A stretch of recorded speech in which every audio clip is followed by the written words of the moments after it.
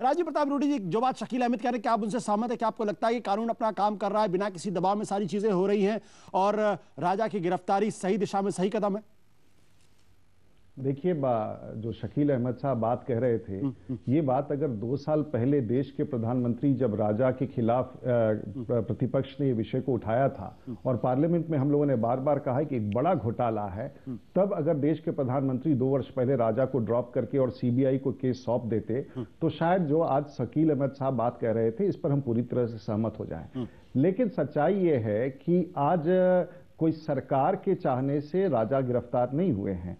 राजा की गिरफ्तारी कोई भारतीय जनता पार्टी के मांग करने से नहीं हुई है, क्योंकि हम लोगों ने पहले भी प्रधानमंत्री को कहा था कि इन्हें बर्खास्त कीजिए, ये बड़े भ्रष्टाचार में लिप्त हैं। ये जब सेंट्रल विजिलेंस कमीशन ने सीबीआई को केस सौंपा था और सीबीआई ने उसमें अनुसंधान नहीं किया, जिस समय मात्र 20,000 करोड़ का घपले की बात कही जा रही थी, और सेंट्रल विजिलेंस कमिश्नर ने 2009 के अक्टूबर में सीबीआई को केस दिया था। जब सीबीआई ने कोई कार्रवाई नहीं की, तब पब्लिक इंटरेस्ट लिटिगेशन के माध्यम से उच्चतम न्यायालय ने सीबीआई को कहा कि इस घोटाले का जांच करो। और जब ये चल ही रहा था, इसी बीच में सीएजी जो अपने आप में एक कॉन्स्टिट्यूशनल बॉडी है, उसने कहा कि 20,000 करोड़ का लूट नहीं है, ये 1,76,000 करोड़ रुपए का लूट है। और इस दौरान पूरे 3 वर्षों में राजा प्रधानमंत्री जी के नीचे कैबिनेट मंत्री बने रहे। और जब ये मामला इस स्तर पर आया, तब मजबूरी में देश के प्रधानमंत्री ने राजा को बर्खास्त किया। तब जाकर के सीबीआई ने, जब तक सरकार के पास सीबीआई का कंट्रोल था,